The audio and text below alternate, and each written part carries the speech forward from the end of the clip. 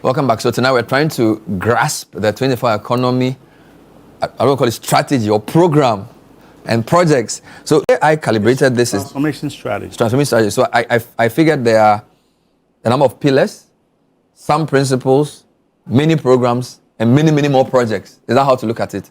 There's the three anchors. Three anchors. Production transformation based on modernization of agriculture. That's one anchor or pillar. One anchor. All right. Two, supply chain and markets efficiency. Okay. I think we discussed before that at farm gate, don't forget that we're competing at two levels. Yeah. We're competing with imports and we're also competing with the global community when we export. So we need to improve and make our supply chains more efficient. Good. You can't have a situation where it's yam, you produce yam and 70% of it gets rotten because you don't have the tools to preserve it from farm gate to the export point of transfer or to Ababloshi.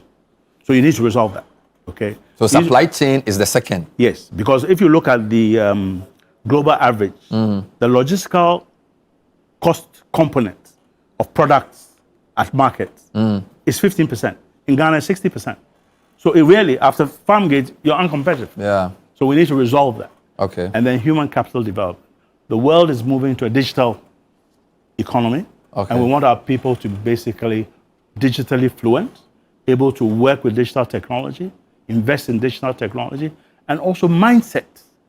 Change the mindset so people become ethically motivated. Okay. And also motivated by the work process that... So does that mean that these 8 programs flow from the 3 pillars you've mentioned? Precisely, because Grow Ghana is basic. Grow 24 is the agricultural component of creating the requisite environment. Which is under production transformation? Yes. Okay. To produce more in the value chains we've chosen. Oil seeds, cereals, tubers, and so on and so on, which are both industrial crops and also food crops. All right? So that links into Make Ghana, agro-processing, textiles and garments, pharmaceuticals, machinery and technology, which is related to Grow Ghana and also related to some of the imports measurements that we've made in deciding which components. And within the textiles and garment program, for instance, we are developing industrial parks around that, industrial parks around pharmaceuticals and so on. With the Grow, we're developing agroecological parks along the lake, because what do you need to grow and to create a strong agricultural base? You need water for irrigation. You need land to grow the items. You need connectivity, because now data is everything. All right? You need transport and logistics. The lake is 1/8 the price and cost of road. Its carbon emission footprint is much lower than road. It goes north, it goes south, it goes east, it goes west. You can distribute through to Kumasi, to the central part of Ghana. You can distribute to the south and connect to the port through Impakadan. And also you can move all the way up to Yape, so that the Burkina people come and collect their things on inland port at Yape and move it all the way to. Guys, can you show me the 8 programs? Since it's displaying, I just want to show me the 8 programs if you have it. Because you're already telling me that Grow 24 and Make 24 are under the production transformation. Yes. So which else is build and which build? You know, we have a potential for developing local raw materials. You know, in Philippines and Vietnam and so on, China, they use as part of the structural component of building, they use bamboo. All right.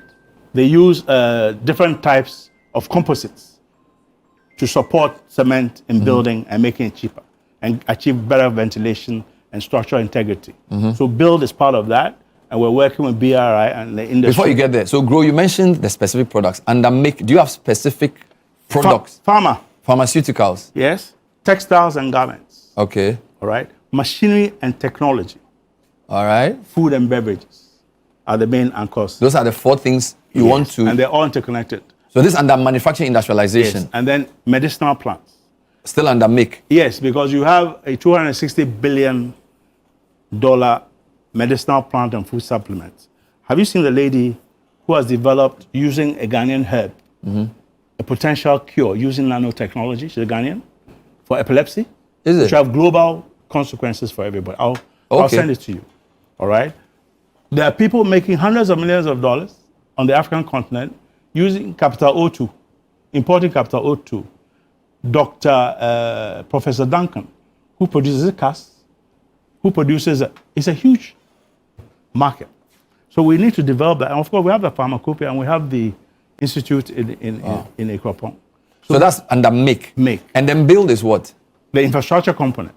You know that under the program, GIF is the infrastructure partner. Yeah. And we need to produce bulk infrastructure to build our agroecological parks and the industrial parks. Roads, irrigation systems, energy systems, and so on. Yeah. So that is part of build, but we're going beyond just the building. It's what materials you use for the build. So in relation to build, we're looking at local raw materials, bamboo and so, which is being used, but not in a rational, standardized way. We need to do that, all right? You need to basically invite, as part of your make a build, because we're going to... So would that involve things like reducing dependence on imported clinker so you can have alternative building materials which are cheaper? Yes. Have you seen some of the things coming out of Burkina? The school systems, using rammed earth, clay, and so on and so forth. We need to do some of that. The biggest constraint with that is the production cycle is too slow. So you need to automate it and make sure that... So that's under build? It's under build, all right? What is Show 24 doing here? Well, you know, when you go to England, do you eat Chinese food? Everybody does. You do? Most people do. You eat Chinese food here? Here too, everybody does, of Indian course. food? I'm not good with Indian food curry because of the spices. Okay. So we want our culture to be part of all this, translated through what we're doing to show who we are. So is this tourism, creative arts thing? Because don't forget that tourism, creative arts, they're commodities that are exportable, and they are also available for people who want to come and see. All right. So show. You know, there's some countries that appoint food ambassadors. Yeah. To showcase their culture. It's called gastronomy. Exactly. They have competition. You think all these people doing chef on TV are all looking at it and copying? You think it's for fun? Yeah. They want you to eat their food. Yeah. And we want to do the same. So that's Show Ghana. Show Ghana. And you know, we have a burgeoning, fantastic music industry that's emerging. The Nigerians have taken the lead in relation to Burna Boy and all these people. And we have a capacity. And we need to invest in it. Part of the problem that we haven't invested in our artists. We haven't invested in we have some incredible sculptors who do incredible support. I think it's called Mahama or something like Ibrahim that. Mahama. Exactly. It's in Tamale. So you need to let people know that we have a civilization, and that civilization has these representations. So you're not just reclaiming production, you're reclaiming culture. Exactly. Interesting. What is Connect 24? Supply chain, what I just described. Okay. So along the Volta, you can move about 4 million tons every year. All right? But we start slowly, 500,000 up and down. It's cheaper. You can carry, instead of carrying 30 tons on a 45 feet articulator, you can carry 700 tons in one go. So you achieve economies of scale, you achieve lower costs per unit. This is using inland water transport. Inland water transport. When I saw Connect 24, I thought you were referring to internet connectivity. Well, that's part of it. Is it? Because without connectivity, how do you upload your data? How do you send data to the market? How do you gather your data?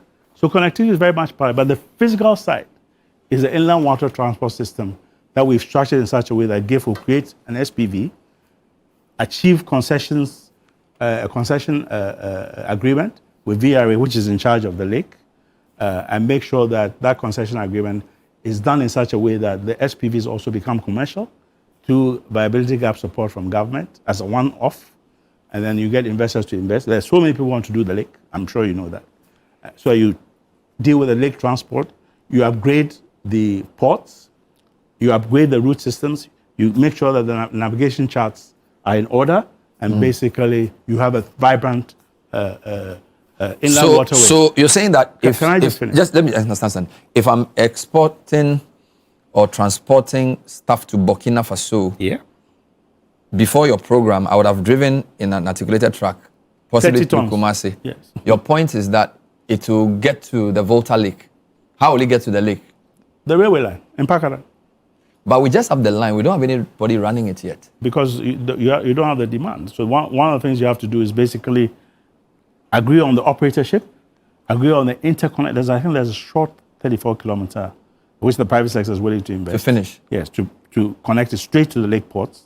I understand one of the companies also wants to build a port at near, I think, Eskuma, on the Volta. So you have that. So that gives you your throughput to the port.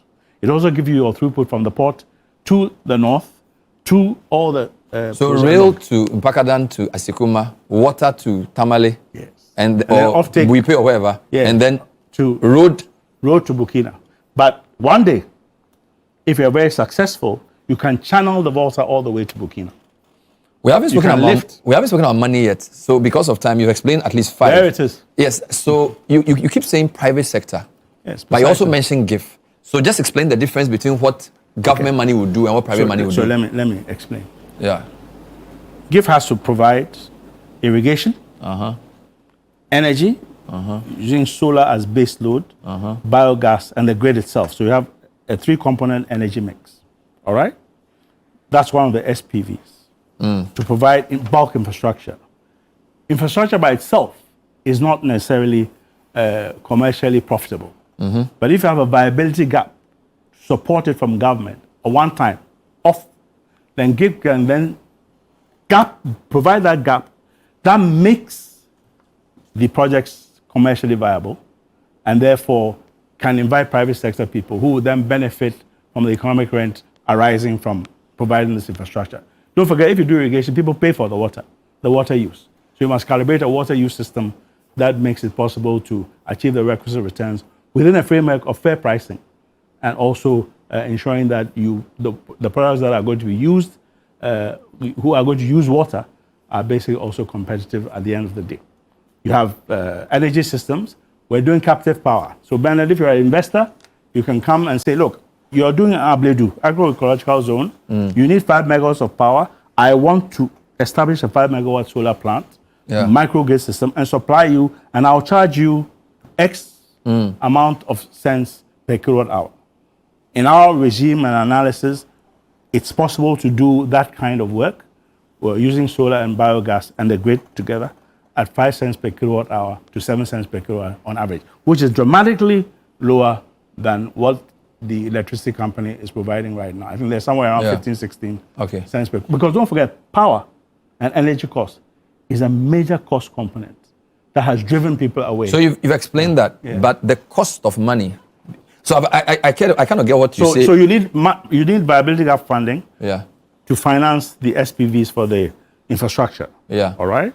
And also do it in such a way that private sector, there are people who invest in infrastructure as a business. So they can enter and join GIF and then but the private sector money, we know that the way our interest rates are structured, it's not really, our banks only facilitate trade, essentially, right? So they do not have the cost of funds that they can use to do what you're doing. So how are you going to get private sector interested to provide money at the cost that is low enough to do what you're saying? Okay, so the Fund 24 program is basically related to 2 things: infrastructure, which I've described, and then enterprise financing. The target for enterprise financing is between 7 and 12%. Interest rate? Yes. How do we achieve this? Some of the support from DFIs is coming in US dollars for SME on lending. So we are working with the Bank of Ghana to hedge that. So that basically once DBG, which is the local development bank, the on-lending bank with Exim and also venture capital and so on. Once basically the finance comes in, you surrender to the Bank of Ghana, you agree on a rate that basically says that you have no exchange rate exposure, so that exchange rate is not going to be passed on, losses will be passed on to the final beneficiary. Also, you are designed in such a way that the monies that you get are basically concessional, so that you can then pass it on to enterprise level at that 7 to 12 rate, but more importantly, that they are patient growth capital. So that if you're an industrialist, you can access and pay not in 1 year, not in 18 months, but in 8. Hold on right there. So there are a couple of things going on there. Sure. Generally, Exim, DBG do not lend directly to the enterprise. They go through a commercial bank. Because I think the risk is that if they lend directly, there's this hazard where people feel it's government money, they won't pay. But the commercial banks usually pad it, right? So they sit in the middle between these development finance institutions and the end user. And I know a lot of companies that complain that DBG wants to give me this as 6-7%. I end up paying 17% because the bank says I do the intermediation and they just make money on the spreads. So until you change the law around how DBG or Exim can work, this is going to be very difficult. So part of the reason why the banks do that is their perception of risk. So part of the work with the Bank of Ghana is, one, to get the Bank of Ghana to agree on forbearance. So that if, for instance, we are doing this SME on lending, then some of the prudential requirements that relate to the value chains that we're financing under SME will be basically retired temporarily. All right. The hedging will also affect how they can lend and what rates they can lend. And there's also a regulatory sandbox that basically says that, look, because it's a special program, because it's value chain oriented, because it's designed to create jobs, achieve growth, reduce imports, expand exports, there are some things that basically will treat, if I may use a very simple explanation, off balance sheets. So if you have NPLs, those NPLs will not be reflected 100% on your balance sheet. Do you understand? And also, some of the things that have militated against banks lending to customers, particularly collateral. I think I spoke to you before that there is no way that you're going to grow an economy at 36% and where everybody must provide physical collateral by way of house. How many people have a house? So we designed the system in such a way that you have basically some forbearance also in relation to collateral requirements. So assignment of proceeds, LCs, hypothecation of stocks become alternative routes to collateralize a loan. But beyond that, if you look at the scheme, unfortunately we cannot show the picture. We've tried to create credit enhancements and credit backstops all the way to essentially even reinsuring and refinancing some of the credits that will come through. So at every point, you are basically covered. As a bank, as a borrower, even as a borrower, in terms of credit insurance support, you know.